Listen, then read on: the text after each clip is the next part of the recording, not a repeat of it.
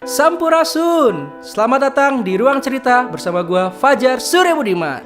Halo, assalamualaikum warahmatullahi wabarakatuh. Apa kabar teman-teman semuanya? Semoga kalian selalu sehat walafiat dimanapun kalian berada. Buat teman-teman yang sudah harus bekerja di luar, tetap jaga kesehatan dan tetap ikuti protokol kesehatan yang sudah ditetapkan oleh pemerintah.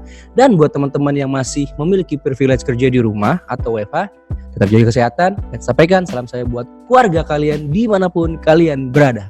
Di episode kali ini senang banget rasanya saya seperti reuni lagi dengan seorang aktor, kemudian seorang YouTuber, dan sekarang beliau beralih untuk menjadi seorang YouTuber di dunia peternakan yang gue juga baru tahu bahwa ternyata beliau adalah lulusan dari jurusan peternakan gitu kan. Nggak ada muka peternak tuh seperti itu. Yang gue tahu adalah muka aktor kayak gitu kan.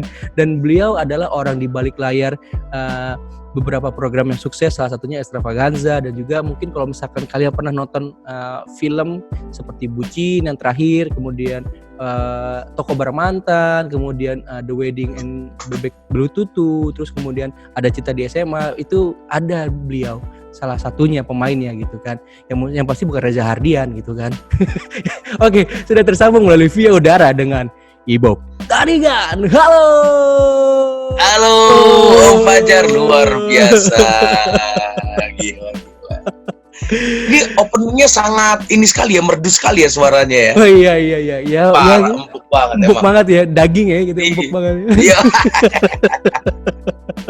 Ya siapa tahu Bob abis ini kan ditawarin gitu kan, bareng sama lu gitu kan. Kita nge-podcast apa gitu kan. Ya kan pernah tahu ya. Enggak ada yang pernah tahu. Bener. Yang penting coba dulu.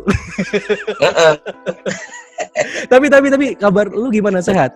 Jadi ini ada di channel Ruang Cerita Fajar. Ruang Cerita Fajar. Luar biasa. Masih bangun lah. Gue terinspirasi banyak dari salah satunya lu, dan lu juga dari Cameo Project dan teman-teman YouTuber lain yang udah senior. Gue respect. Senior, suhu. Wes. Ya. Bapak kan juga senior Pak dulu di stasiun televisi. TV sebelah. Oh, iya benar. Yang sudah selesai. Kalau ibarat program udah dibungkus. Udah dibungkus. Ini sama yang bikin programnya kayaknya dibungkus ya. Aduh, ampun. Gimana? Mungkin ada cerita-cerita di balik itu. Cik, gue aja. Bapak mata Ibob gitu ya? Bersama saya. Iya. Ibob. Mata Ibob. Berusaha membongkar. Aduh. Tapi Bang Ibob nih, sebelum kita nanti akan menggali lebih dalam tentang seorang Ibob Tarigan yang mungkin orang mengenalnya, lalu ada seorang aktor dan komedian kayak gitu kan, yang hampir mostly banyak lu berperan lebih banyak, tidak hanya yang mungkin kalau yang untuk seriusnya gue lihat tidak terlalu banyak ya, tapi lebih banyak yang lebih ke humorisnya gitu kan. Sentuhan aktor komedi ya. Betul. Nah, ini kan kita udah berada di posisi mau hampir 12 bulan menuju pandemi COVID-19 kan, yang mungkin gak kerasa banget kan. Pasti banyaknya perubahan baik dari pola hidup, kemudian juga pastilah di awal-awal pandemi juga kan semua plan yang udah lu rencanain di 2020 ternyata harus berubah total gitu kan.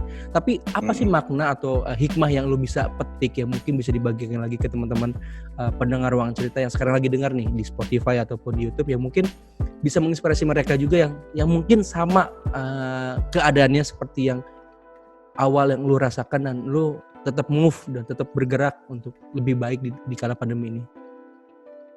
2020 ini menurut gue waktunya orang untuk mencari purpose dia sendiri ya, instead of lu harus bekerja daily, reguler yang kayak gitu kan. Ini kan sekarang masanya dimana mungkin waktu-waktu reguler lu mulai terganggu. Betul. Gitu. Jadi ada yang mengganggu aktivitas lu sehari-hari yang sudah rutin seperti itu. Terus akhirnya lu dibangunkan. Hidup tuh bukan cuman sereguler itu ya gitu. Apalagi teman-teman yang regulernya, pemasukan reguler, pekerjaan reguler itu terganggu gitu kan, yang tadinya gue nggak harus punya kreativitas untuk berpikir yang lain-lain karena pemasukan gue udah fix income, terus pekerjaan gue udah, kalau dalam kehidupan normal tuh udah nggak mungkin tersingkirkan lah pekerjaan gue gitu. Tapi akhirnya ini sesuatu yang mind blowing sih menurut gua. 2020 ini adalah tahun yang sangat mind blowing untuk orang-orang yang terlena dengan pekerjaan reguler, menurut gua kayak gitu.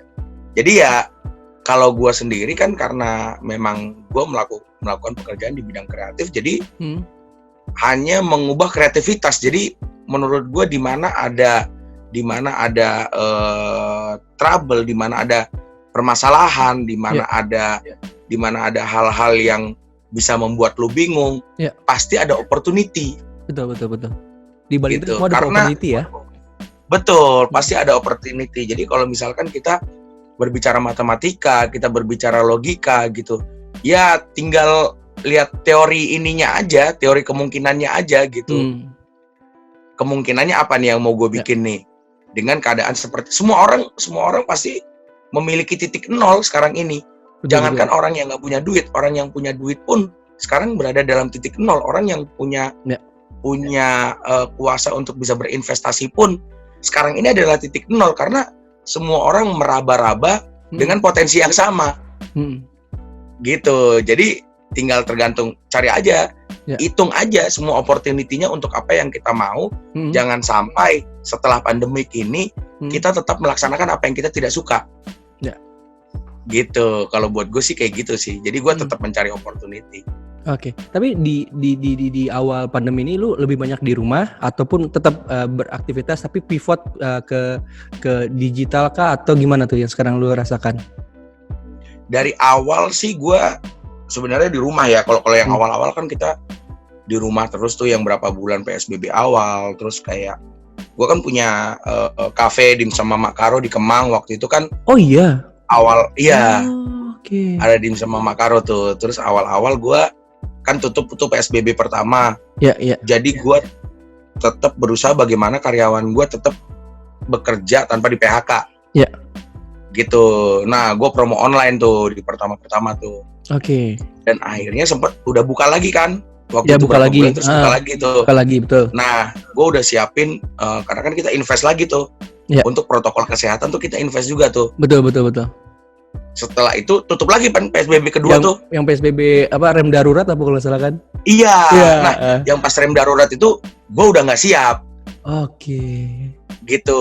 Jadi pas itu bener-bener down banget tuh yang pas PSBB kedua tuh. Karena udah naik gue investnya kan di dine in nih. Betul. Udah mulai dine in nih gue pikir kayak gitu kan. Ternyata ada rem darurat lagi, gue nggak siap. Akhirnya dari dimsum gue mengubah ke jadi gue ketemu dengan, jadi gue bikin satu channel yang namanya Vlogger Peternakan Indonesia nih. Vlogger Peternakan Indonesia. Nanti kita akan bicara itu, tapi pas di tengah jalannya itu gue ketemu sama satu kandang ayam kampung yang dia punya produk hulu gitu. Jadi kayak dia udah punya produk frozen yang bisa dimanfaatkan. Akhirnya gue pivot untuk jualan ayam kampung tuh. Jadi karyawan gue yang tadinya kerja di kafe, tanpa gue harus punya delivery, daripada gue pakai GoSend atau GrabSend kayak gitu, mendingan karyawan gue berdayain untuk jadi nganter-nganter ayam kampung tuh. Gitu. Dan akhirnya lumayan ada ayam kampung terjual kan kayak gitu kan. Iya, betul. Dan mereka pun bisa menambah pemasukan mereka. Betul. Dari situ. Dan sekarang udah buka lagi, akhirnya mereka kembali lagi untuk jualan dimsum dan ayam kampung sambal Korea. Gitu. Jadi akhirnya ada menu baru lagi. Jadi kayak wow. Kayak ya itulah, jadi ada enrichment jadinya gitu. Sesuatu yang dipaksa untuk ada akhirnya tidak bisa berhenti, yaitu menambah menu jadinya gitu. Gitu, akhirnya ya berputar di situ jadinya sekarang. Dan itu ya kembali lagi ya, hikmah di balik pandemi itu adalah membuat lu dan juga mungkin karyawan juga berinovasi lagi yang mungkin awalnya nggak pernah tahu, ternyata tuh yang inovasi itu menjadi sekarang tuh tambahan yang untuk usaha lu juga kan gitu kan.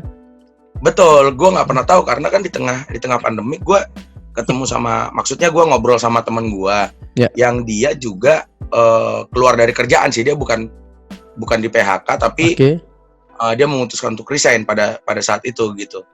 Terus dia bilang itu temen gue di kampus waktu dulu kuliah di Unpad di Fakultas Peternakan. Bob, kenapa lu kita enggak? Bob, lu nggak ada muka-muka Unpad. Canda. Memang waktu itu gue tamat tapi 6 tahun. Oh iya. IPK gue juga, lu jangan ngerendahin IPK gue. Oh iya. 2,5. Tapi yang penting pada saat lu wisuda dipanggil Ibob Tarigan, dipindahin tuh barang tuh dari kanan ke kiri tuh. Orang nggak nanya IPK gue waktu itu, udah tenang aja. 2,5 gue beneran. Anjir banget, IPK semester pertama gue 1,6. Tapi emang lu emang mau arah ke peternakan gitu, Bob?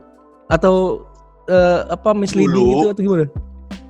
Dulu itu, jadi waktu gue SMA, ada satu teman gue main kabaret tuh kayak komedi musikal Bandung gitu. Yang kayak gitu kan. Di Bandung tuh kan dulu akhir 90-an itu tuh sangat hype gitu. Ya hit banget lah ya.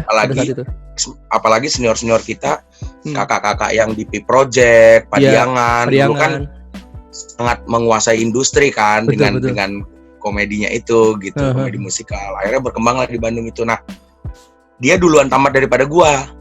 Oke. Dan dia masuk Fakultas Peternakan Unpad. Jadi pada waktu malam keakraban, dia ngajakin gua, Bob, kurang pemain satu nih, dia bilang kayak gitu. Gua masih SMA tuh. Udah gua main kabaret tuh di kampusnya dia. Selesai main kabaret, gua bilang, enak ya di kampus tuh bisa main kabaret ya, gue bilang kayak gitu. Ya udah, ntar lu tamat masuk peternakan aja, kita main kabaret bareng, dia bilang kayak gitu. Dari akhirnya gitu tuh. Kan pilih kan dulu kan bisa ada IPC kan. Betul, IPC benar. Nah, gue pilih pertama psikologi. Oke. Kedua psikologi kan bisa IPA IPS tuh. Betul, bisa IPA bisa IPS. Kedua psikologi lagi. Oh, lu ketiga IPA? Apa ya gue pikir? IPA gue. Luar biasa. IPA gue itu IPA kelas paling belakang lah, perbatasan sama IPS lah. Tapi kalau di absen ada nama tuh. Ada. Tetap IPA paling belakang, tapi duduk paling belakang. Tapi temboknya tuh. Tapi nggak salah ya. IPS. Kalau orang yang di belakang tuh malah orang yang sukses. Iya. Iya benar. Pembelaan aja itu mah. Pembelaan dulu. Terus. Nah, terus gue kan pilihan ketiga tuh. Ya. Apa yang pasti masuk ya, gue pikir kayak gitu, karena kan orang tua kan dulu kan pengennya masuk negeri kan. Iya. Udahlah, peternakan lah, biar gue bisa main kabaret gitu dulu. Oke. Berarti lu nggak ada kebayang pengen jadi PNS lu ya? ASN apa gitu? Nggak ada. Oh, apa itu PNS? Yang penting main kabaret gue mah. Kabaret is number one gitu. Iya, gue mau jadi pegawai kabaret aja gue. Dulu tuh kayak gitu, karena gue udah suka panggung tuh dari SMA gitu. Ya udah, akhirnya gue sama temen gue itu, gue masuk di peternakan. Waktu itu kan pilihan ketiga, sosial ekonomi peternakan, karena memang peminatnya juga jarang waktu itu kan. Terus lolos dari iya, begitu gue masuk kampus, gue lebih aktif di Lises Unpad, Lingkung Seni Sunda Unpad dulu. Oke, iya. Ya udah, gue aktif berkesenian aja waktu dulu jadinya gitu. Gue nggak pernah ingat kuliah. Untung lu nggak ini ya, apa namanya kalau yang Sunda tuh yang nyanyi pakai bahasa Sunda tuh, gue lupa. Siapa? Ya untung lu nggak apa, gue lupa namanya, bahasanya apa ya kalau nyanyi pakai bahasa Sunda tuh. Gue lupa. Ya udahlah, pokoknya itulah. skip. Sorry. Dangdut. Darling apa? Aduh, ya. Dan akhirnya gitu. Temen lu tadi, sambung lagi ke temen lu. Akhirnya lu ketemu lagi sama temen lu yang sudah lama nggak ketemu. Dia ngajakin lu untuk kolaborasi, dan akhirnya bikinlah itu. Langsung tercetus untuk bikin di dalam bentuk sebuah channel YouTube, atau memang gimana tuh pas awal idenya? Nah, jadi kan gue kan punya channel YouTube. Ya. Ibob Tarigan gitu kan. Ya, Ibob Tarigan. Itu ada berapalah subscribernya, mungkin sekitar 3.000-an gitu. 2.000 lumayan nih, gue pikir ya. 2.000 harusnya beli. Iya, enggak, beli 3.000, sisa 5 itu keluarga gue doang sebenarnya. Seru, lu follow ya gitu. Iya. Yang gue paksa lah semuanya. Jadi pas abis kayak gitu, Ya udahlah, gue pakai channel gue aja. Gue pikir kayak gitu, channel gue ganti nama.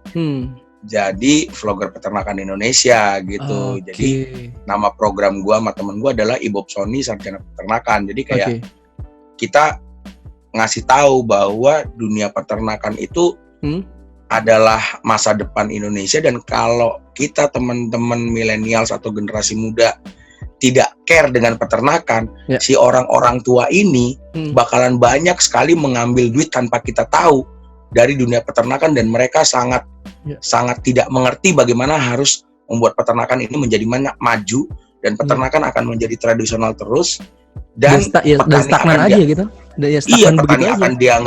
Petani akan dianggap miskin terus, jadi peternak akan dianggap miskin terus, dan lu nggak bakalan pernah mau jadi petani peternak karena disangkanya nggak malu. Lalu ngomong-ngomong sama temen lu juga, kerjaan lu apa?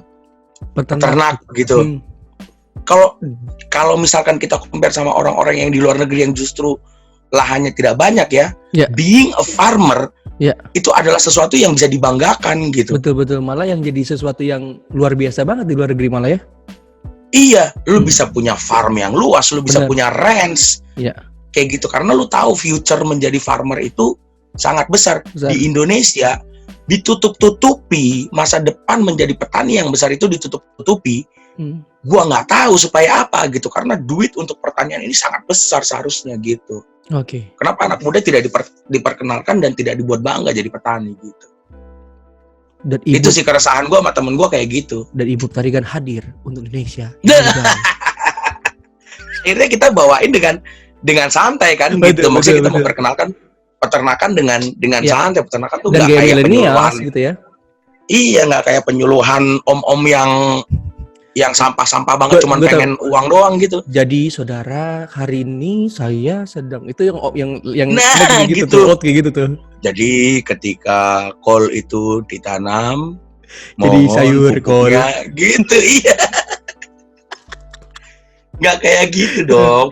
Pertanian dan peternakan itu sesuatu yang harus kena ke anak muda kalau menurut gue kayak gitu. Dan itu jarang banget sih orang generasi milenials yang untuk mau turun, apalagi concern untuk di dunia pertanian ataupun peternakan khususnya gitu kan.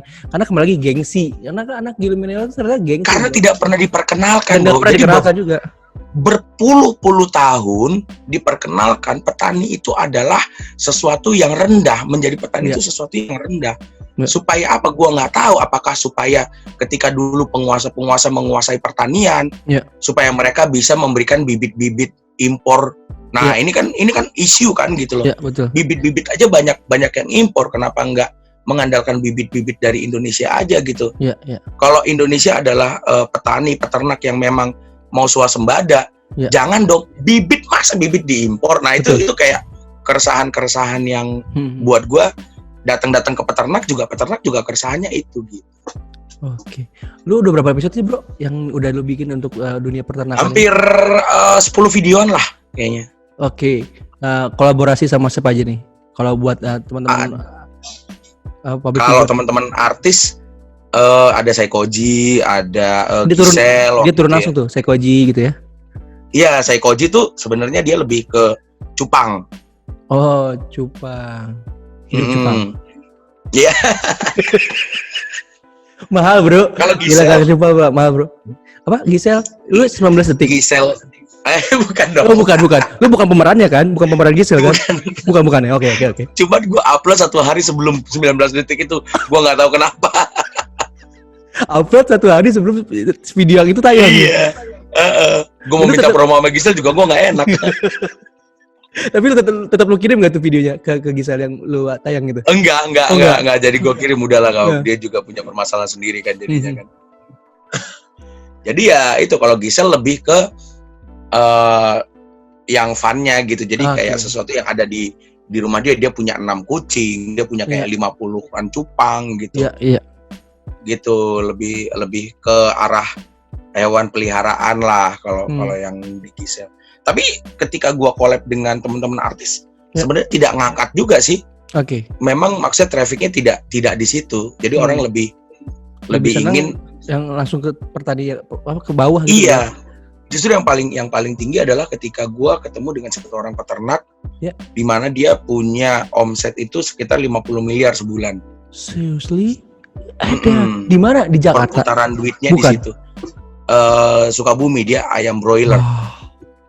50 Jadi juta? kandangnya itu aja, kandang ayamnya itu sekitar 3 tingkat kandang ayam itu sekitar 3 miliar satu kandang. Dan itu dia ada berapa puluh kandang gitu. Gitu. Nah, itu yang menunjukkan ya peternak tuh bisa jadi seperti itu loh gitu. Jadi betul. Apalagi anak muda itu mau mengembangkan teknologinya. Betul. Apalagi anak muda tuh mau mengadaptasi. Jadi nggak harus hidup orang hidup di kota itu adalah orang yang nggak tahu kekuatan potensi daerahnya gitu kalau menurut gue. Malah justru harusnya kita mengembangkan di daerah masing-masing kan dengan potensinya itu, dengan apalagi kalau kita ditambah kita punya potensi yang bisa kita salurkan lagi ke daerah, itu lebih, kalau menurut gue sih kalau double attack kalau di barat permainan itu. Yang enggak sih? Iya. Bener. Dan sekarang kalau misalkan lu orang tua lu adalah orang kaya di kampung misalkan kayak gitu. Punya tanah luas. Lu nggak pernah mimpi untuk bisa mau mengolah tanah orang tua lu, karena ketika lu punya uang pasti udah diperkenalkan dengan digital, udah diperkenalkan dengan internet, udah diperkenalkan dengan kota. Lu pasti ingin secepatnya tinggal di kota. Betul. Gitu. Tapi menurut gue dengan lu punya potensi lahan, kenapa nggak potensi lahan itu yang lu buat menjadi sesuatu yang diolah dengan teknologi, lu belajar teknologinya, dan lu bisa buat itu jadi konten, dan orang bisa tahu kekuatan farming di Indonesia itu kuat banget gitu, kuat banget, kekuatan petani peternak Indonesia itu kuat banget harusnya gitu.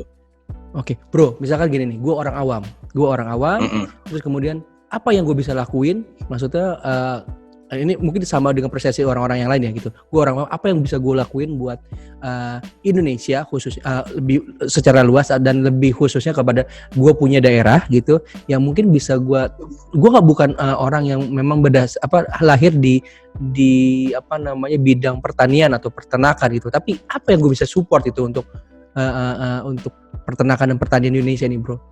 Kalau menurut dari pribadi lo yang lo rasakan? Kalau menurut gue satu, misalkan lu punya wilayah di desa, kemungkinan ada petani, ada peternak di situ. Oke. Lu bisa tanya permasalahan dia. Oke. Dan lu bisa jadi problem solver karena mereka tidak terbuka dengan dunia luar. Iya. Yang terbuka dengan dunia luar adalah kita. Iya. Paling enggak, misalkan, aduh, gue punya hama kayak gini nih, misalkan kayak gitu kan. Permasalahan di desa kita itu gitu kan. Sambil minum kopi sama makan masih goreng gitu. Nganu kamu kan orang kota gak ngerti. Bener. Kita ini petani, itu permasalahan adalah hama wereng apa kayak gitu kan. Lu kan bisa lihat di YouTube. Iya. Pak D itu dia nggak bisa lihat di YouTube. Iya. Nah mungkin lu bisa jadi solusi untuk Pak D, minimal di yang dekat lu. Iya. Pak D, coba deh pakai misalkan plastik ditutupin dengan air misalkan kayak gitu, atau apapun nanti solusi dari YouTube. Halah mungkin orang nggak pernah kok terjadi seperti itu misalkan gitu kan. Tapi ketika lu membuat itu dan akhirnya itu menjadi jawaban untuk petani atau peternak di desa lu, paling nggak lu kan punya kontribusi dan memberikan solusi, atau ya kan? Dan menjadikan solusi, atau misalkan banyak peternak ayam di tempat lu, halah harganya ini kalau ayam ini kadang naik, tapi pas lagi turun, waduh makanannya aja nggak kebayar gitu kan. Kan lu bisa punya teknologi, bisa bikin nugget. Betul. Mereka kan nggak bisa bikin nugget. Iya. Gitu. Lu bisa bikin chicken wings. Lu bisa belajar untuk punya bumbu. Kenapa nggak lu tarik aja ayam mereka sini. Tak plastikin, tak jual di kota. Aku ngerti kota. Gitu misalkan kayak. Nah, kontribusi semacam itu tuh tidak pernah diperkenalkan kepada anak-anak muda Indonesia yang bahwa nantinya produk-produk nuggetnya itu kan bisa menjadi sesuatu yang besar dan produk dengan dia juga tahu. Betul. Iya, dan dia bisa punya penghasilan dari situ dan dia bisa menjadi entrepreneur. Kenapa lu harus kerja sama orang? Lu kuliah mencari kerja. Sementara di desa lu tuh banyak potensi yang mereka tuh nggak bisa keluar, nggak bisa ke hulu gitu. nggak bisa ke hilir gitu, dari hulu produksi. Mereka nggak tahu ke hilir, mereka nggak tahu jualnya. Nah, lu kan bisa di hilir meningkatkan value dari produk itu kan, kita juga bisa dapat uang banyak gitu menurut gue. Nah, itu yang berusaha kita perkenalkan sih. Gitu. Oke.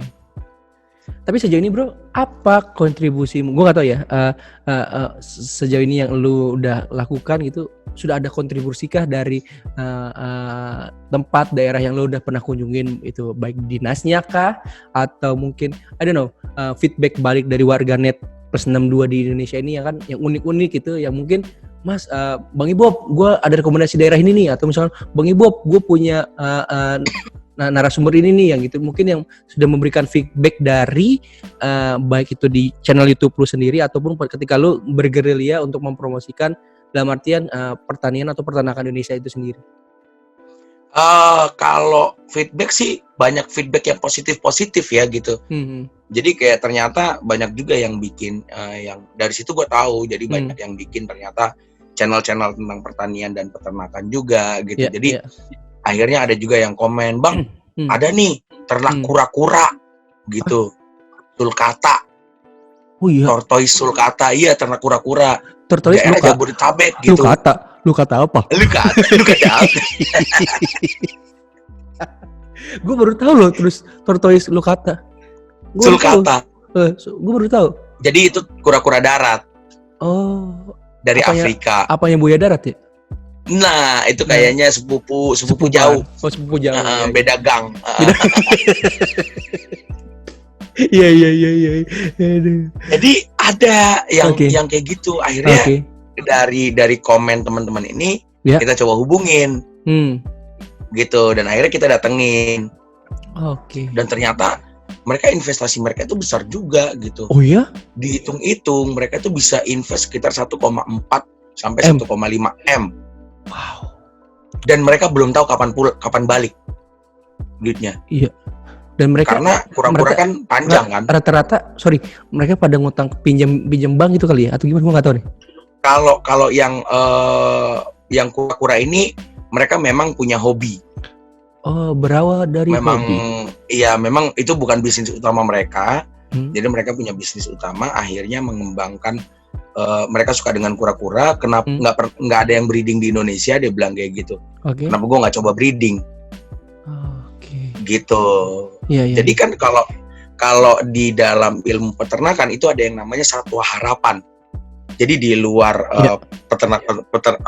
hewan-hewan ternak yang sudah memiliki manfaat untuk masyarakat. Ya kayak ayam, bebek gitu kan.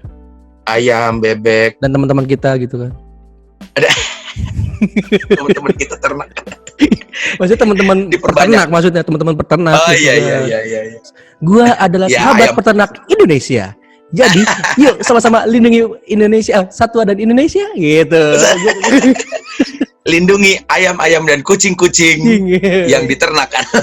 Karena kalau bukan kita, siapa lagi? Dan kalau bukan sekarang, kapan lagi? Gitu. Jadi kayak gitu. Nah, mereka juga kembali kepada kura-kura tadi. Mereka berpikir ya udah, gue coba impor. Mereka impor, mereka cari tahu bagaimana cara breedingnya. Bisa diimpor ya? Gue baru tahu bisa diimpor. Dari Afrika, diimpornya dari Afrika.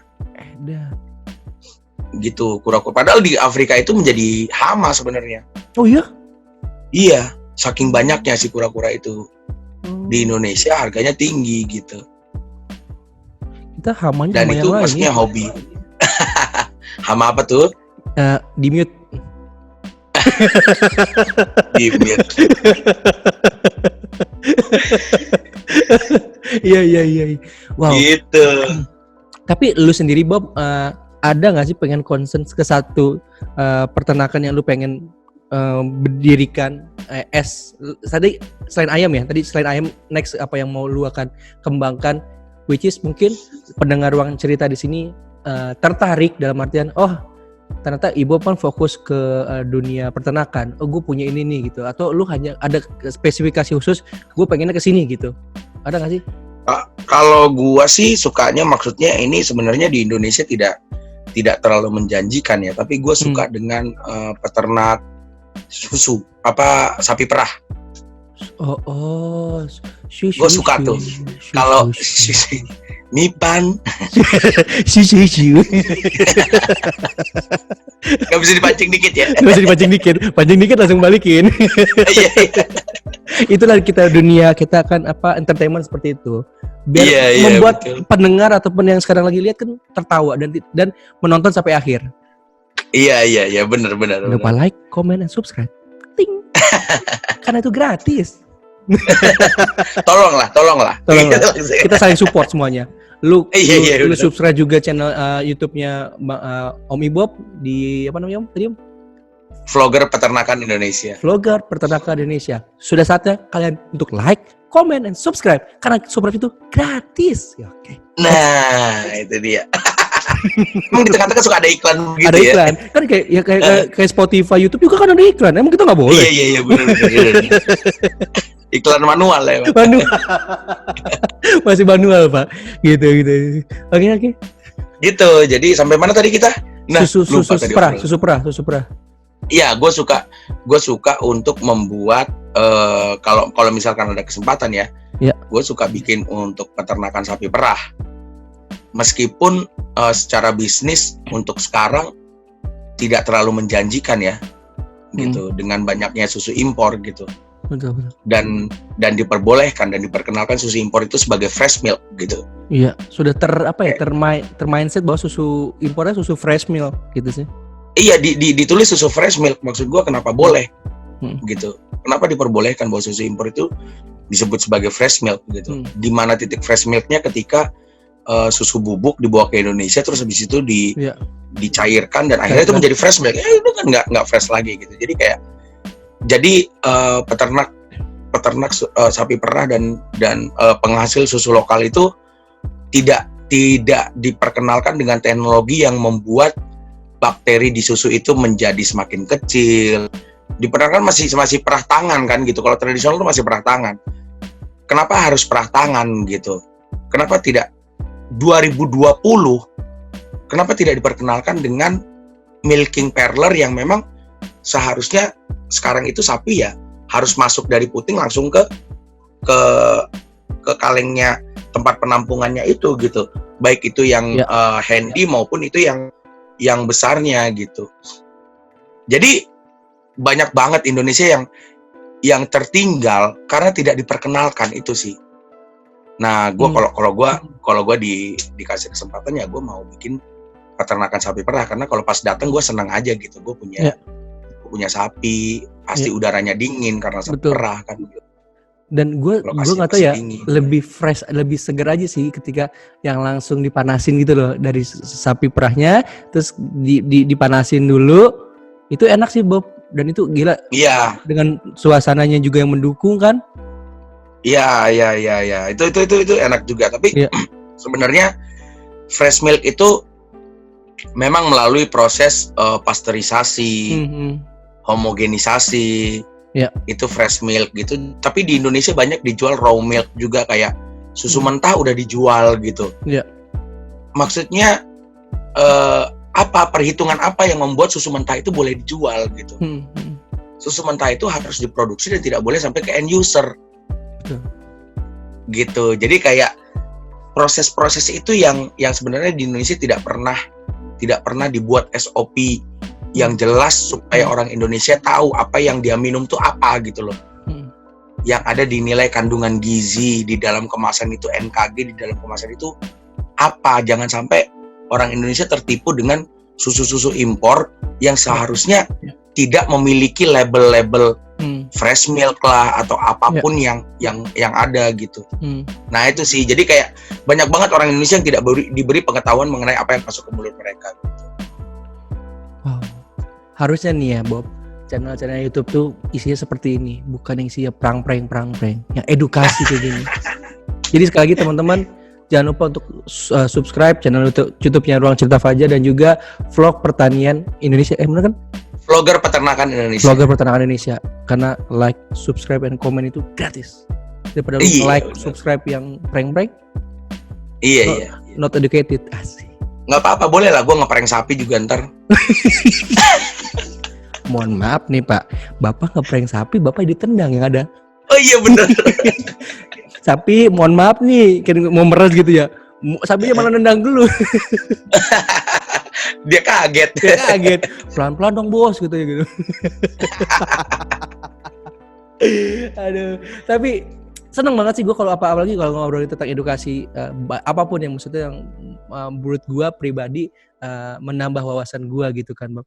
Tapi selama ini kendala utama lu nih yang lu hadapi nih ketika baik itu langsung pertemuan dengan si apa ya gue bilang usernya ataupun ketika lu membuat kontennya gitu kan yang mungkin itu yang sekarang masih lu hadapi dan mungkin apa sih dan bisa gue bilangnya apa ya mungkin bisa menginspirasi teman-teman di daerah lain Bob yang mungkin pengen sama seperti lu yang fokusnya di dunia peternakan tapi dia belum tahu caranya seperti memulainya nih, memulai concernnya seperti apa dan apa yang gue harus lakukan duluan, apakah harus punya modal yang besar kah atau bagaimanakah gitu. Mungkin ada sedikit gue bilang adalah info dari lu ataupun testimoni lah dari lu untuk teman-teman di daerah nih yang mungkin pengen seperti lu yang membuat konten ini. Kalau menurut gua satu, kalau membuat konten ya lu melihat keresahan lu dulu kalau bicara membuat konten ya. Tapi kalau bicara mengenai beternak gitu, kalau mau memulai beternak sebenarnya kita mengenal potensi wilayah kita dulu. Oke. Kadang kita tuh terlalu menggebu-gebu melihat apa yang orang lain punya sampai kita lupa melihat potensi apa yang kita punya gitu. Dan sekeliling kita punya gitu ya. Di tempat gue banyak alang-alang, banyak rumput-rumput. Nah kita pelajari apa sih jenisnya rumputnya. Itu kan bisa kita tanya sama orang yang tahu mungkin di daerah situ, sama orang yang pernah memanfaatkan. Ini rumput-rumput liarnya apa aja nih jenisnya nih. Nah jenis-jenis mana yang kira-kira bisa dimanfaatkan. Dimanfaatkan untuk apa nih? Misalkan ini jenis rumput-rumput ini ternyata bisa buat makan kambing. Gitu misalkan. Oke. Berapa banyak yang bisa gua ambil per hari dari rumput itu? Nggak usah beli kambing dulu kan nggak ada modal nih. Betul. Nggak ada modal. Modalnya modal ngitung. Satu hari kalau misalkan gua bisa kumpulin rumput, berapa jumlah rumput yang bisa gua kumpulin? Berapa jumlah rumput itu cukup untuk berapa kambing? Nah kan akhirnya jadi tahu. Betul. Jangan beli kambing dulu atau beli apa dulu, beli sapi dulu, terus keren lu punya hewan ternak atau peliharaan. Akhirnya lu cuman beli dari pabrik, pakannya dari pabrik semua gitu. Dan akhirnya pakan pabrik itu kan cost-nya tinggi. Betul. Waktu harganya turun, lu mulai bingung. Padahal sekeliling kita itu banyak yang bisa kita manfaatkan for free. Misalkan ayah kita punya lahan kosong, coba kita tanamin ubi. Ubi itu bisa ada akarnya, bisa ada batangnya, bisa ada daunnya, misalkan kayak gitu kan. Nah, berapa persen yang saya bisa manfaatkan untuk jadi pakan ternak? Berapa persen yang akhirnya bisa saya konsumsi? Misalkan kayak gitu kan. Jadi itu dulu sih dimulai dari apa yang berpikir apa yang kita punya dulu nih. Aduh, gue udah mulai di kota nih kan, misalkan kayak gitu ada juga kan. Gue udah di kota nih, gue nggak punya lagi lahan-lahan yang kayak di desa-desa gitu. Lu mungkin punya halaman belakang. Berapa kali berapa yang lu punya halaman belakang? Dan seberapa pun itu bisa lu bisa olah juga ya. Iya, nah misalkan gue cuman punya lahan belakang yang berapa kali berapa lah, 4 orang berdiri, misalkan 10 orang berdiri, misalkan kayak gitu kan. Halaman belakang kan sekarang kan nggak terlalu besar kan. Betul. Nah browsing di YouTube, kira-kira hewan apa yang bisa gue manfaatkan? Contohnya adalah kelinci. Mau panas mau dingin dia akan menyesuaikan. Kayak batu es, mau panas mau dingin ya. Iya, mau panas mau dingin. Es teh manis. Cuma 3.000 gitu. Sekarang naik harganya. Nah, kelinci itu satu pejantan bisa membuahi 30 betina. Oke. Karena itu lambang Playboy adalah kelinci. Karena dia itu bisa membuai 30 orang. 30. Dan dia bisa setiap hari kawin kan? Iya. Karena dia Gitu. tadi dia menyesuaikan, bisa panas bisa dingin. Entar ditanya Iya, sama kelinci betananya, mau panas mau dingin, Mbak? Dispenser kali ah. Dispenser kali ya katanya. Nah, itu kan bisa kita manfaatkan. Nah, misalkan kita taruh satu jantan satu betina lah, misalkan 2 kelinci seberapa luas sih lu butuh lahan? Betul. Nggak luas kan? Nah, misalkan lu kawinin gitu. Tiba-tiba lu punya anak. Ya. Kan lumayan. Kalaupun misalkan itu lu punya anak dalam berapa bulan, lu bisa konsumsi. Iya. Tapi gue nggak tega. Lu nggak perlu beli. Lu beli karena lucu gitu ya. Iya. Lucu. Gue nggak tega kalau. Kelinci itu dagingnya bisa ya minta orang lain potongin lah. Oh iya. Kalau udah jadi daging kecil-kecil mungkin kita nggak lihat kan gitu kan. Bi, ini daging apa? Daging ayam. Oh, daging ayam. Enggak, Pak. Iya. Tapi bohong. karena memang kelinci itu memang diciptakan untuk bisa dikonsumsi. Ya. Dan bulunya itu bisa dimanfaatkan lagi kan. Betul. Gitu. Nah, si kotoran kelinci itu misalkan urinnya juga dan kotorannya bisa dimanfaatkan mungkin untuk nanam rumput di dalam kota kan suka ada kan sekarang kan tanah yang di dalam kota gitu kita manfaatin sekian lahan kan itu kan bisa muter di situ. Betul. Nggak banyak lahannya cuman di belakang rumah gitu. Dan itu bisa jadikan lagi kembali apa pemutar untuk ekonomi lagi gitu kan. Pemutar untuk ekonomi paling enggak lu nggak beli daging. Betul. Kalau dia punya anakan terus gitu loh. Nah, menurut gua sebenarnya itu yang dinamakan swasembada, di mana setiap orang memiliki pengetahuan untuk kebutuhan mereka sendiri. Mereka tidak tergantung dengan industri gitu. Gitu sih. Jadi concern gue adalah gue sangat greget sekali dengan pemikiran-pemikiran yang tidak dibukakan kepada masyarakat gitu loh. Banyak sekali yang pemikiran yang ditutup-tutupi oleh orang-orang yang memiliki kebutuhan, memiliki kuasa. Ini jangan dikasih tahu ke masyarakat. Ntar kalau masyarakat tahu, ntar mereka jadi ngerti kita nggak dapat duit nih. Sementara sekarang kita bisa impor, misalkan kayak gitu kan. Dan kembali lagi kepentingan sih ya bro. Banyak banget kepentingan. Nah, kita ini kan suara-suara minoritas dan suara-suara masyarakat kepada masyarakat gitu. Betul. Suara-suara inilah yang kita perdengarkan bahwa dari individu kepada individu kita katakan bahwa bisa loh kita dengan modal awal yang tidak terlalu, yang mungkin modal awalnya gua harus beli kelinci misalkan kayak gitu, kalau kelinci atau ayam misalkan gua harus beli ayam. Tapi kan itu bisa bikin untuk telur lu sendiri. Betul. Bisa lu konsumsi sendiri. Lahannya nggak besar.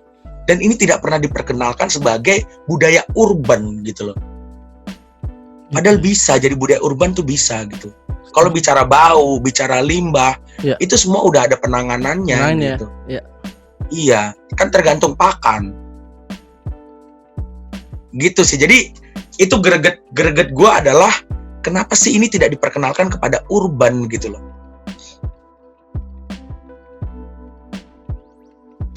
Setuju sih. Gitu. Dan inilah tugas para millennials. Jadi lu jangan hanya main TikTokan doang. Jadi udah saatnya lu pergunakan smartphone lu yang smart itu untuk well educated kepada sekitar lu, ataupun ketika lu mau turun. Udah kalau menurut gue sih ya, udah saatnya lu turun tangan, turun aksi. Maksudnya turun aksinya bukan untuk turun ke jalan ya, untuk turun bagaimana membantu sahabat kita, keluarga kita yang ada di daerah mungkin, ataupun di sekitar lu aja yang mungkin ketika lu di daerah, yang potensi apa yang bisa lu gali dan lu bisa munculkan kembali buat nantinya ekonominya, dan untuk memutar ekonomi untuk di daerah lu sendiri. Dan itu juga kan bisa membantu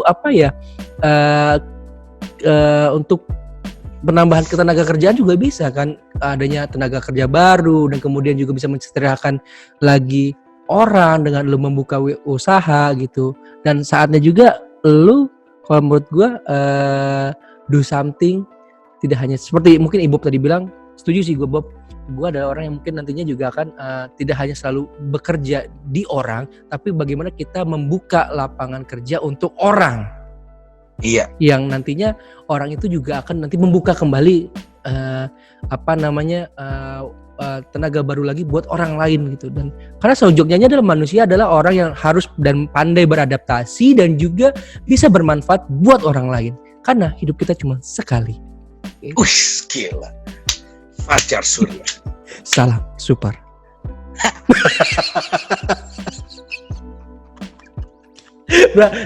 Menurut gue TikTokan nggak apa-apa gitu kan, nggak, TikTokan itu kan juga sebenarnya kan kreatif. Mungkin TikTokan ngasih makan ayam cek gitu misalkan kayak gitu. Ngasih ayam cek gitu kan. Ngasih makan kucing apa tadi yang ngasih kucing apa? Bukan tadi yang ngasih makan puyuh cek gitu misalkan. Kelinci cek gitu kan. Itu iya. Edukasi juga. Itu.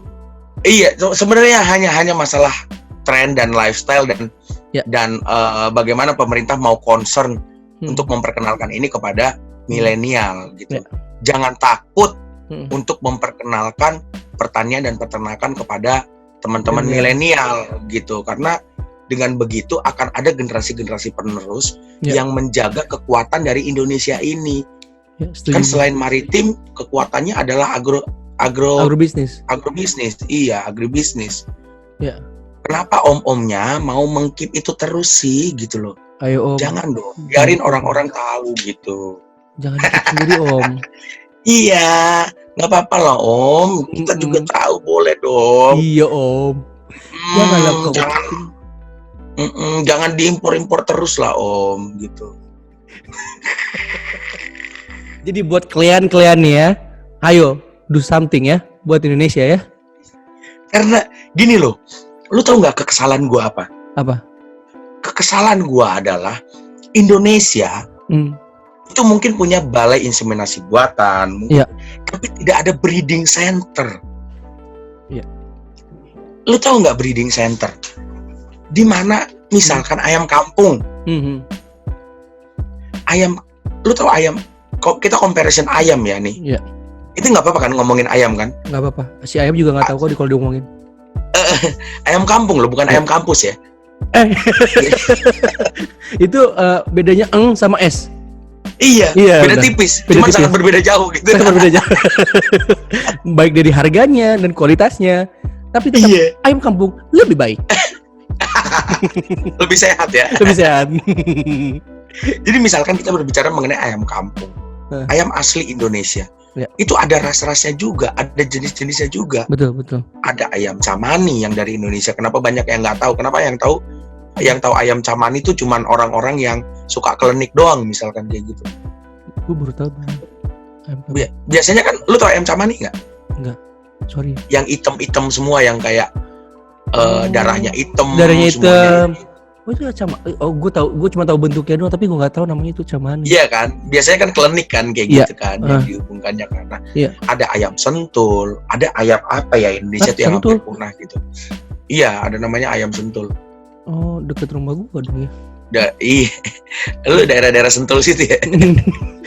Jadi rumah saya di daerah dekat Sentul nak. Ketahuan dong. Aduh. Ya jadi, pokoknya itulah. Ayam kampung itu tidak pernah dibuat, tidak pernah di-breeding, dicocok-cocokkan, disatu-satukan. Sama seperti dulu Amerika membentuk ayam broiler ini. Ini kan dari berbagai macam. Dicarilah mana dagingnya yang bagus. Dicarilah mana yang cepat pertumbuhannya. Dicarilah mana kalau misalkan petelur atau layer itu, dicarilah mana yang cepat bertelur. Nah, pertumbuhan badan dengan pakan yang efisien, itu kan semuanya kan percampuran ras. Iya. Di breeding, ini dikawinkan dengan ini dikawinkan dengan Indonesia. Seharusnya kalau zaman dulu diperkenalkan dengan breeding center ayam Indonesia sendiri, akan ditemukan mungkin titik di mana tidak begitu jauh dengan ayam broiler. Nah, malah perlu harus lebih baik kali ya. Betul. Sampai sekarang pun ayam kampung tingkat lemaknya lebih rendah. Kayak gitu kan, dan tidak ya kalau kita coba ayam-ayam yang tidak menggunakan suntikan antibiotik itu akan lebih baik, ayam kampung kan kayak gitu. Tapi anyway, itu tidak ada gitu loh dari zaman dulu. Karena diperkenalkan misalkan dari padi aja misalkan. Bibit padi tuh zaman dulu diimpor dari Thailand misalkan kayak gitu, diimpor. Kenapa harus menggunakan itu? Ayolah padi yang tidak harus ada airnya, padi yang bisa ditanam di ladang. Ini bibitnya kenapa nggak dari Indonesia gitu loh? Kenapa dibilang orang makan nasi itu stratanya lebih tinggi daripada orang yang makan singkong? Kenapa?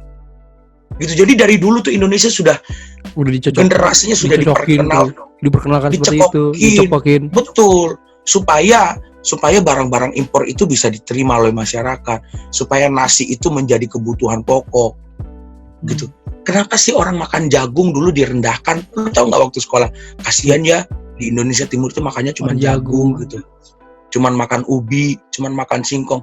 Lah sekarang kalau lu udah punya tingkat kehidupan level yang tinggi, lu lebih seneng makan ubi lo daripada makan nasi. Betul, setuju gue. Apalagi yang zaman sekarang namanya gluten free. Ya, apalagi rebus-rebusan gitu-gitu kan, orang-orang yang udah rebus-rebusan. Dan ubi sekarang di tingkat level rendah harganya rendah, tapi di tingkat level tinggi ubi yang sama harganya bisa jauh lebih tinggi. Tergantung kemasan. Iya, betul.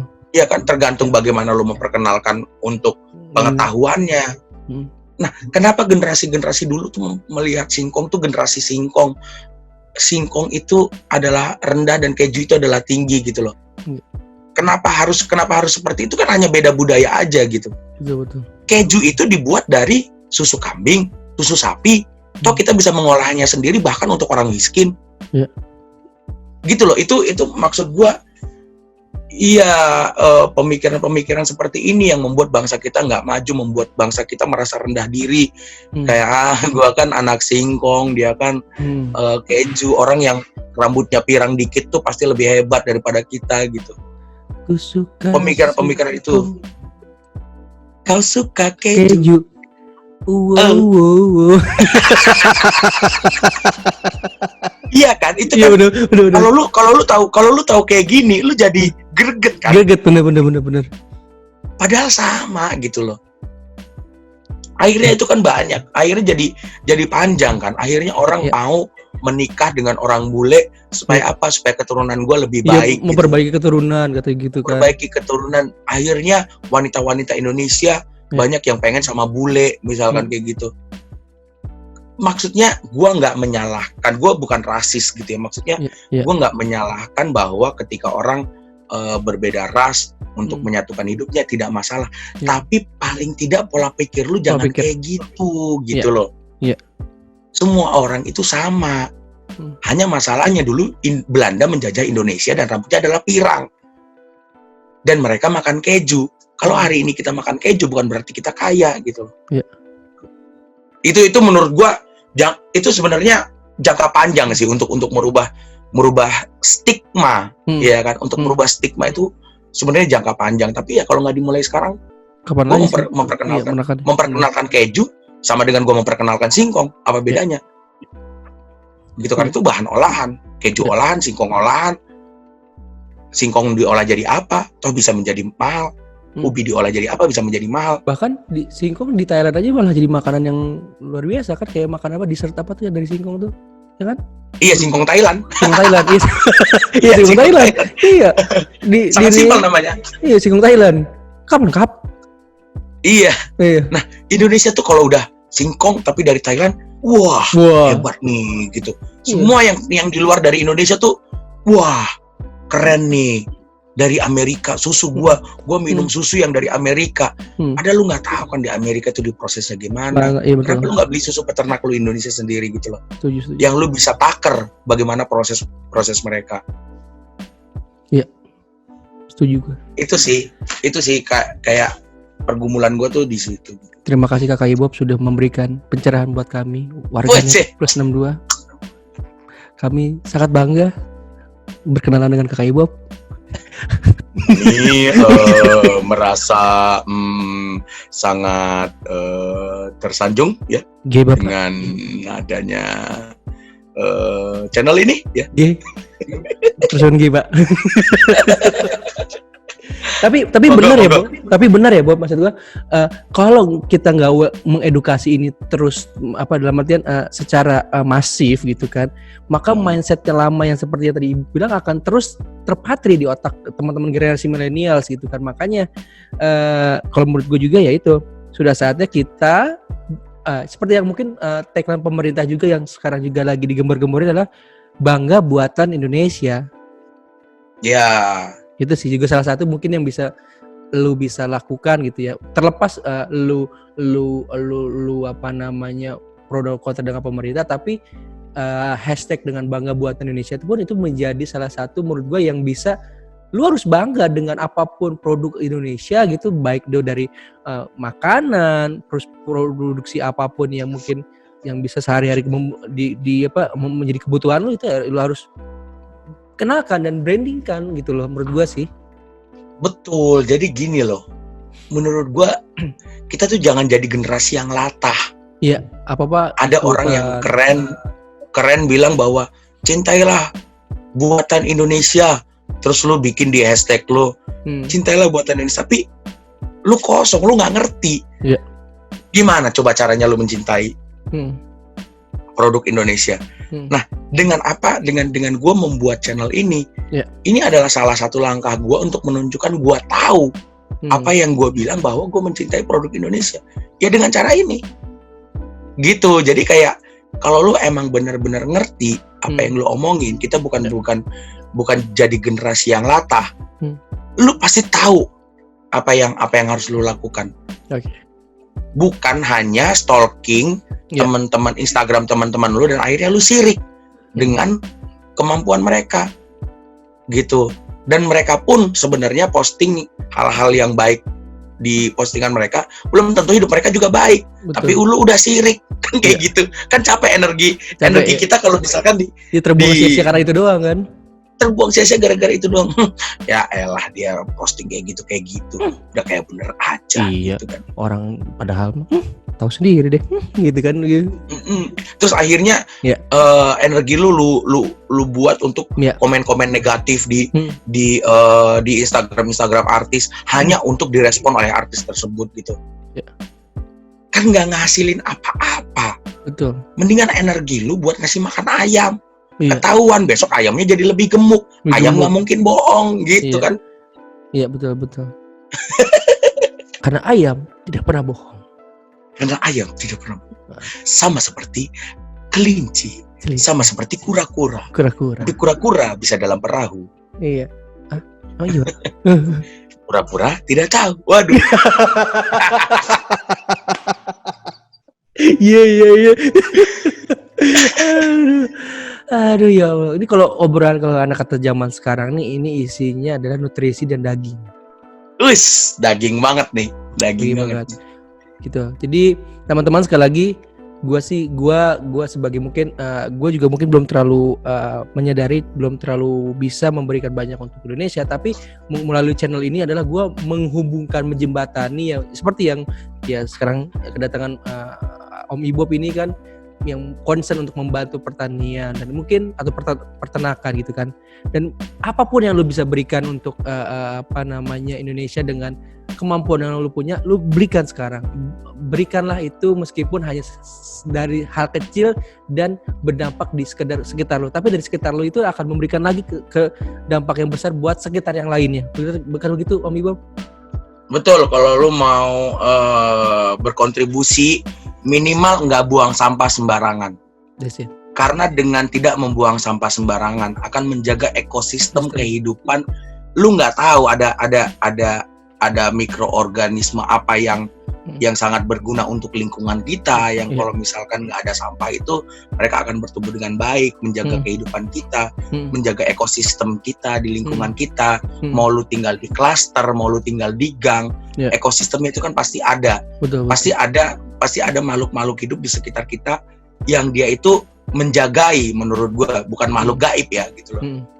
Tapi ada yang dia membuat udara kita menjadi baik, membuat tanah kita menjadi baik, membuat air kita menjadi baik. Dengan paling tidak membuang sampah sembarangan, ekosistem itu akan berjalan dengan baik. Setuju sih. Kayak orang benar ya gue ya? Iya. Apa kak? Kakak bener kok kak. Kakak dapat 100. Jawaban Anda benar. Kayak hari kemarin pertanyaan berikutnya film-film bucin. Film bucin. Aduh. Oke, sekarang kita coba akan bahas kembali tentang tadi. Kita abis ini mau sedikit flashback tentang perjalanan karir lu tadi kan, karena tadi kita sudah hampir banyak ngobrol. Tapi gue berharap ini bukan menjadi yang pertama dan terakhir lu akan share di ruang cerita Fajar gitu ya. Dalam artian berharap ketika lu nanti ada updated apa yang mungkin, bro, gue mau cerita lagi dong. Wah, gue sangat berharap lu bisa meluangkan lagi waktunya, apalagi di dunia peternakan dan juga pertanian, ataupun misalkan lu punya gue bilang user ataupun yang pernah lu datengin, yang mungkin gue juga pengen cerita. Dan itu kan kembali lagi, gue ini sebagai ruang atau tempat untuk menjembatani lagi orang biar lebih tahu lagi, lebih masif gitu kan. Nah, gue pengen tahu nih, kan perjalanan karir lu ada dari tahun 2012, sorry kok, bener gak? 2012 atau 2015 ya, gue lupa. Perjalanan lu awal di dunia pertelevisian. 2007. Oh 2007. Oke. Dari 2007 hingga sekarang lu masih berada di depan layar. Apa sih yang mungkin lu bisa bagikan ataupun sedikit gue bilang motivasi lah buat teman-teman di bawah lu yang mungkin juga sekarang lagi membangun konten ataupun membangun karyanya melalui digital, baik itu di platform YouTube ataupun mereka di daerah masing-masing, di TV daerah masing-masing gitu. Ada nggak sih pesan ataupun sedikit tips dari seorang Ibob Tarigan yang mungkin bisa menginspirasi juga bahwa ini loh perjalanan dari karir lo yang mungkin juga bisa bukan dalam artian menjadi tambahan nilai mereka buat pendengar Ruang Cerita Fajar sekarang lagi dengar nih. Kalau berbicara mengenai karir di entertainment gitu ya, gua tuh dulu kalau lu bilang titik nolnya adalah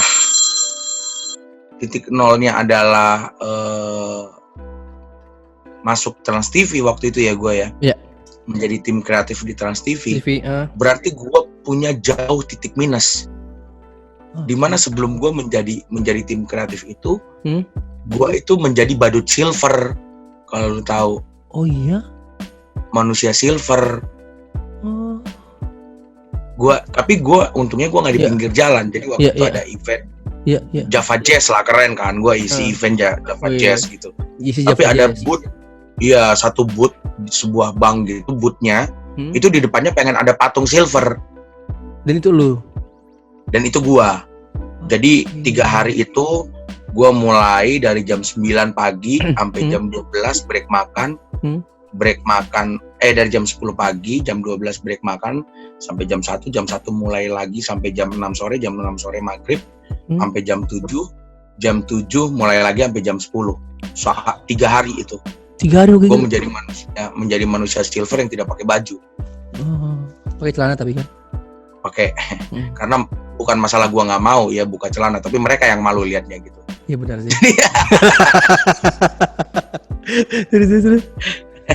Jadi ya, gue mulai dari situ. Gue mulai jadi manusia silver. Gue mulai jadi badut dulu. Tahu kalau dulu ada namanya Rezeki Durian Runtuh, salah satu bank itu. Iya. Nah, gue pernah jadi durian. Oh iya. Badut durian dengan kostum durian yang panas itu. Gue bagi-bagiin flyer di PIM 2 waktu itu. Dan waktu itu kan ada eventnya, kan ada panggungnya. Salah satu pengisi acaranya itu adalah Ebitri. Dan waktu itu gue inget banget ada Nola. Jadi di backstage. Di tempat mereka nunggu, gue juga datang kan. Jadi setelah gue bagi-bagiin flyer, gue istirahat dulu kan di dalam kan gitu. Nah, meskipun di mall ketika gue dibuka tuh kayak keringetan banget gitu gue. Betul. Kayak mandi keringet lo ya? Gue lusuh banget kan gitu. Terus gue ingat tuh kayak Nola bilang ke anaknya, kasihan ya, gitu. Kayak gue buka, terus gue nusuk gelas aqua tuh gue inget banget tuh.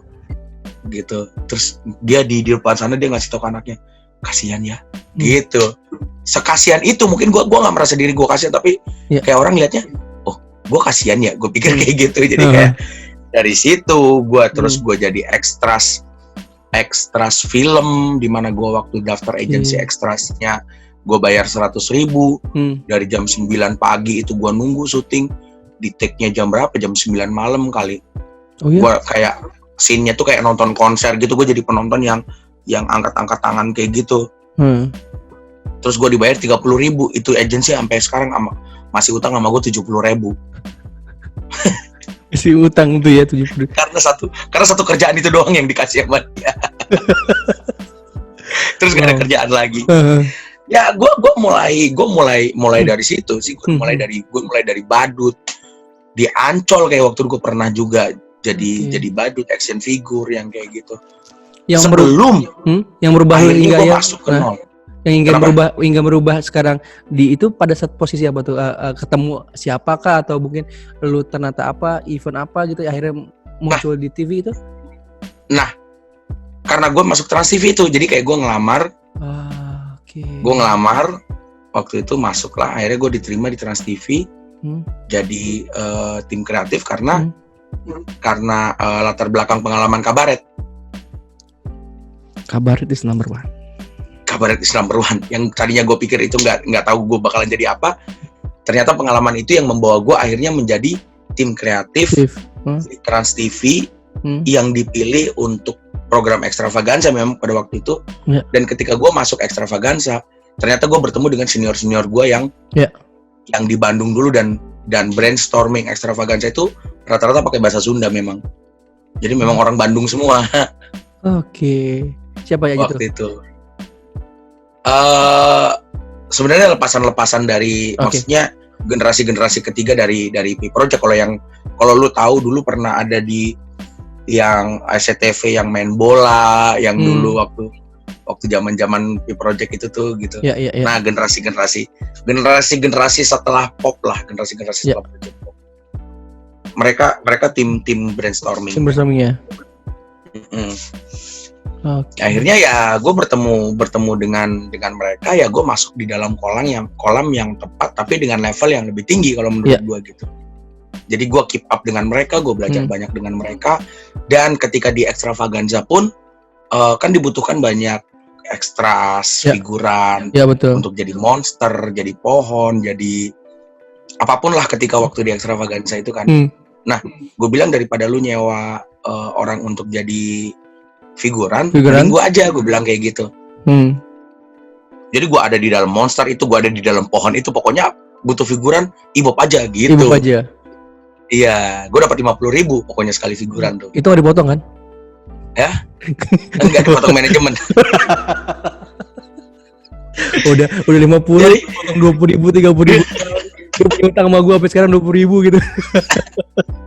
Karena kan yang bayar kan juga kru juga kan, karena gue juga kru juga gitu kan. Terus akhirnya naktir teman-teman, habis juga lah 50.000 itu kan gitu kan. Tapi nggak dibayar pun gue mengajukan diri waktu itu gitu. Jadi kayak kelihatan banget tuh kalau gue dulu, teman-teman gue bilang adalah gue tuh artis non budgeter. Artis tanpa budget.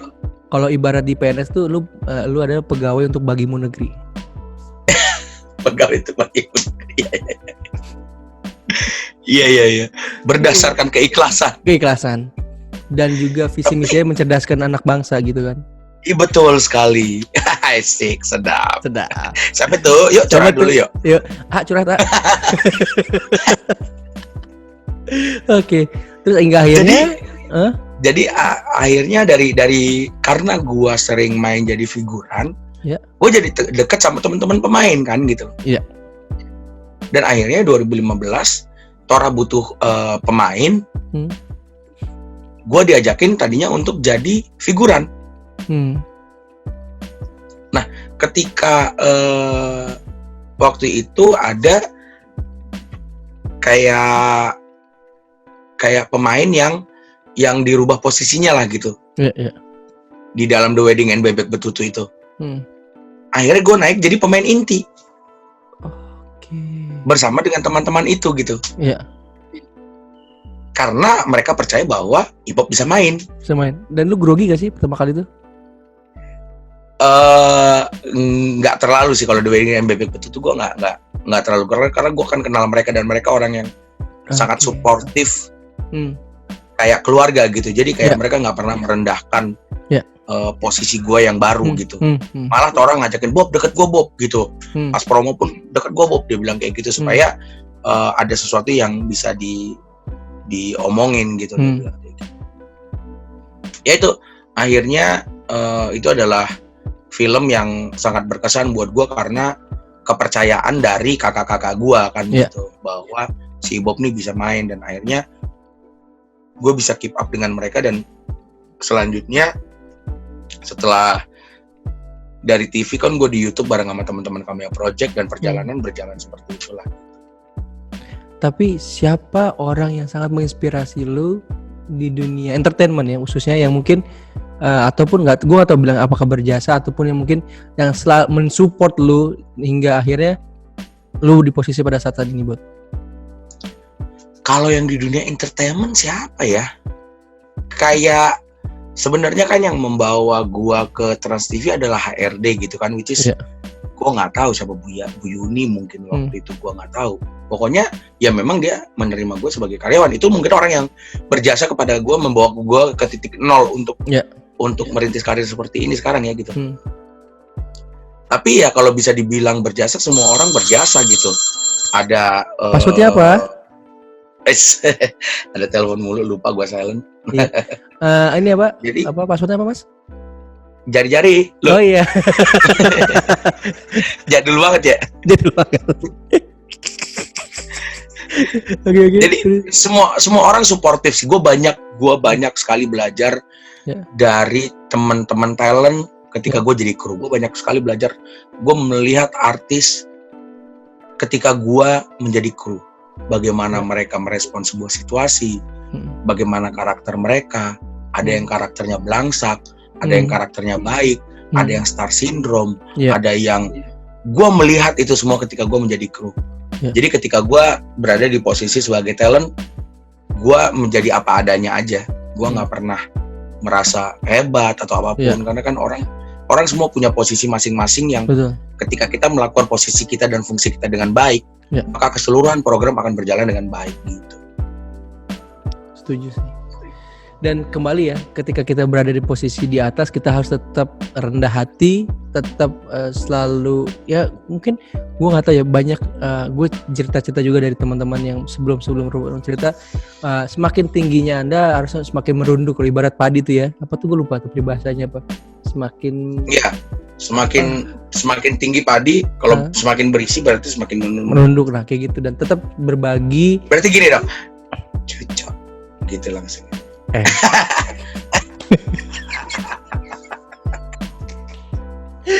Aduh, wow, gue pengen banyak banget sebetulnya yang akan dibahas, tapi kembali lagi karena waktu juga, gue berharap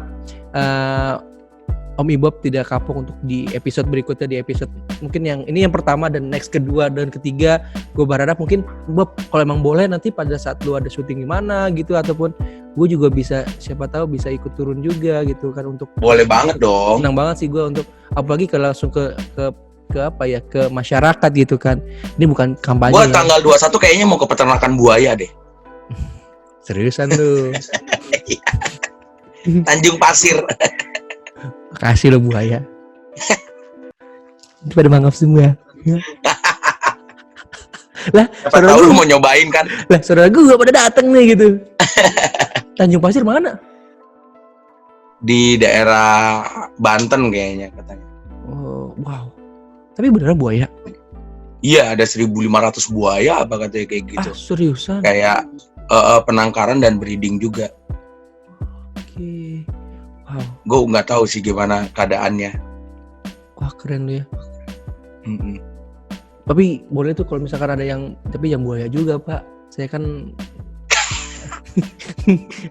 apa kek, bebek gitu kan, kuda gitu, lele, ya, yang masih soft gitulah kan. Masih bisa ya? Iya begitu. Aduh, oke, pertanyaan terakhir nih di episode kali ini sebelum kita nanti next berharap Om Ibo bisa kembali lagi singgah di ruang cerita Fajar. Boleh dong kasih support buat teman-teman garda terdepan yang hingga saat ini masih berjuang nih dalam artian menjadi pendukung ataupun mendukung untuk garda terdepan, ya, apalagi teman-teman pasien COVID-19 yang masih harus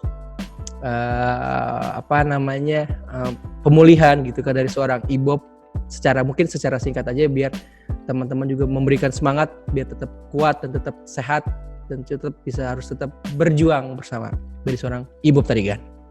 Gila. Gue kalau ngomong kayak gini gue apa ya?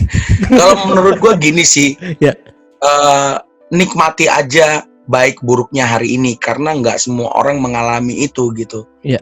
Kita kalau bersyukurlah kalau kita sehat dan kita tidak harus berada di posisi di mana kita harus berperang, apakah kita perawat, apakah kita tim medis. Bersyukurlah kalau kita tidak berada di posisi itu. Bersyukurlah kalau kita dalam posisi sehat di mana kita tidak terkena dampak dari COVID-19 ini. Tapi kalaupun itu terjadi, bersyukurlah bahwa hari ini tuh masih ada gitu. Orang yang menurut gue orang yang sangat disayangkan adalah orang yang tidak bisa menikmati hari ini. Karena besok belum tentu ada gitu. Kalau lu hari ini nggak enjoy aja, besok belum tentu ada. Ketika besok nggak ada, lu orang yang paling kasihan. Kalau menurut gue kayak gitu. Jadi baik buruknya ya kalau lu masih berjuang untuk mencari uang, memenuhi kebutuhan hidup, atau lu berjuang untuk kesehatan, berjuanglah dengan enjoy gitu.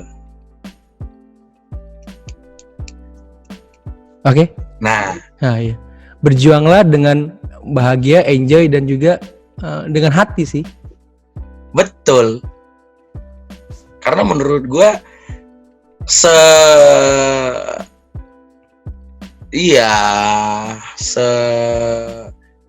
seenak-enaknya orang hidup adalah orang yang bisa menikmati hari ini gitu aja. Setuju. Setuju benar. Dan ya ketika lu selalu berpikir positif, maka orang yang ada di sekitar lu juga akan terbawa sih. Ya benar gak sih? Iya. Kalau lu emang lagi sirik sama tetangga lu, ya siriklah dengan nikmat gitu. Ya. Dan jujurlah sama orang kalau gue sirik gitu.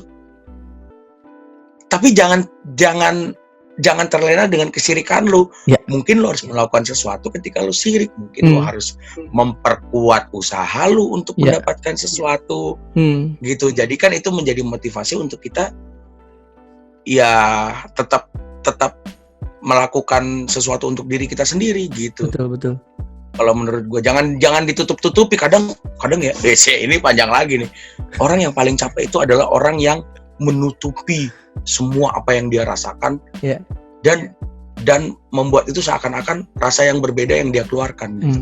Gue kan aktor nih gitu loh. Aktor ya. Jadi rasa itu adalah respon dari sebuah situasi. Ketika misalkan lu ditinggal orang yang orang pikir, misalkan orang tua lu, misalkan bokap gitu, misalkan ya, amit-amit ya, tapi kalau misalkan lu ditinggal bokap lu gitu loh, tapi lu tidak sedih, pasti ada latar belakang dengan bokap yang membuat lu tidak sedih kan, gitu. Tapi ketika di depan orang, lu harus sedih, karena lu nggak mau menunjukkan latar belakang dengan bokap lu itu. Padahal besok lu udah gak sedih lagi gitu loh. Itu kan ada cerita seperti itu kan ada. Nah, orang seperti itu adalah orang yang lelah gitu loh. Karena dia harus menyembunyikan satu rasa demi rasa. Dia harus menyembunyikan suatu kelemahan demi kelemahan. Tapi kalaulah misalkan lu hidup jujur gitu loh. Jujur dengan rasa yang lu punya, ya memang gue sirik sama tetangga gue habis. Gue gak bisa sehebat dia sih gitu loh. Mungkin kalau lu share itu, lu share itu kepada orang lain, mungkin orang lain punya solusi buat lu. Betul. Daripada lu pendem, kayak gitu kan. Bener. Mendingan Gitu. lu pendem uang buat ditabung ya. Nah, itu paling bagus. Paling bagus. Orang lain jangan tahu. Nah, dan nanti dikembalikan lagi untuk perkembangan peternakan dan pertanian Indonesia. Nah, kelihatan dah tuh. Wah, sapinya banyak dia gitu. Pak Haji, sapinya makin banyak aja nih, gitu. Saya pendem uangnya gitu ya kan. Aduh. Oke. Sebelum gua tutup hari ini, kita tadi gue belum satu tadi ada nggak satu quote yang mungkin dari seorang Ibob untuk teman-teman pendengar Ruang Cerita nih, satu quote yang lu selalu jadi motivasi buat diri lu sendiri, yang mungkin menjadi inspirasi juga, satu quote, satu kalimat yang mungkin lu selalu pakai untuk kehidupan lu, Bob. Enjoy aja semua yang terjadi, karena pada akhirnya yang harus berbahagia adalah kita. Cialah. Masuk. Enjoy, hadapi semua dengan relax dan dengan positif, maka kita akan mendapatkan jalan keluarnya dan juga bisa memberikan manfaat lagi buat orang banyak. Dan yang pasti berikan yang terbaik dan senyum terbaik buat Indonesia. Ibob Tarigan. Keren banget ini. Bahan yang luar biasa dari Om Fajar. Thank you so much Om Ibob Tarigan untuk waktunya hari ini. Gue senang banget gue bisa merefresh lagi banyak sekali hal positif yang gue bisa dapat dari seorang Om Ibob. Di luar beliau seorang aktor, ternyata beliau sekarang fokus tadi di dunia peternakan, dan kita harap Om Ibob jangan kapok untuk main lagi di Ruang Cerita Fajar dengan episode berikutnya. Dan gue kalau berkenan nanti, kalau emang itu jangan buaya ya Pak, gue pengen banget untuk ikut turun. Jujur kalau buaya gue nggak mau Pak, gue ngeliat di film aja ngeri-ngeri sedep gitu ya, buaya, hiu gitu, ular, jangan deh, yang imut-imut aja. Siapa tahu gue bisa ikut untuk, maksudnya kita ya itu seperti bilang, saatnya generasi milenial untuk do action, do something untuk Indonesia. Apapun cara lu, dengan apapun yang lu bisa. Dan kembali lagi, swasembada pangan itu perlu untuk kita edukasi bareng-bareng, karena kalau Ibob sendiri aja tidak bisa, butuh Ibob lainnya yang harus dan bersama-sama berjuang, kita sama-sama gotong royong untuk Indonesia yang lebih baik, gitu sih. Sius, mantap. Terima kasih banyak. Sekali lagi terima kasih Om Ibob. Sebelum mengakhiri ini, gue biasanya ada foto virtual Instagram story. Wih, ini nih gue jelek banget nih kayaknya kamera gue nih. Enggak kok Bapak. Enggak apa-apa, aman ya. Bapak tetap terbaik di hatinya. Pas. Beliau. Tapi Om Ibob, sekali lagi dong, boleh dong di ini dulu, di share lagi Instagramnya ataupun YouTube-nya, ataupun yang mungkin bisa teman-teman biar tahu informasi tentang vlogger pertanian Indonesia. Instagramnya masih Instagram gua aja, kita belum ada bikin namanya, jadi Instagramnya @ibobtarigan. Yes. Channel YouTube-nya Vlogger Peternakan Indonesia. Vlogger Peternakan Indonesia. Kalau buat teman-teman mungkin di sekitar Jabodetabek punya usaha, jangan lupa untuk di DM aja ataupun di komen di YouTube-nya Om Ibob di Vlogger Peternakan Indonesia. Iya, dan di situ juga banyak ide-ide usaha. Jadi kalau teman-teman merasa habis di PHK atau punya uang lebih, gue bikin usaha apa ya, mungkin di situ ada ide-ide yang bisa didapatkan. Bersama Ibob Tarigan, Anda akan mendapatkan solusinya. Solusi yang terbaik untuk apa sih? Oke, kita foto virtual dulu. Ya. 1, 2. Sekali dong, kayak bebas. Oke. Pegawai komedi. Oh, itu lucu sih itu. Pegawai komedi. Iya. Oke, Om Ibob, bekerja untuk mencari uang dengan berkomedi. Bekerja mencari uang untuk komedi, karena membahagiakan orang itu adalah kewajiban. Thank you so much Om Ibob untuk waktunya. Thank you banget. Thank you, Pak. Oke, sekali lagi terima kasih banyak Om Ibob Tarigan untuk waktunya, semoga sukses, semoga sehat selalu, dan yang pasti tetap ikuti protokol kesehatan yang sudah ditetapkan oleh pemerintah. Dan buat teman-teman semua pendengar Ruang Cerita, terima kasih banyak sudah mendengarkan episode kali ini bersama Ibob Tarigan. Dan jangan lupa untuk like, komen, dan subscribe channel YouTube-nya Ruang Cerita Fajar, dan juga kalian bisa dengarkan di Spotify dengan keywordnya adalah Ruang Cerita Fajar.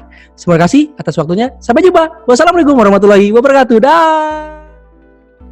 Hai, jangan lupa ya untuk like, comment, and subscribe channel YouTube Akang ya. Hatur nuhun.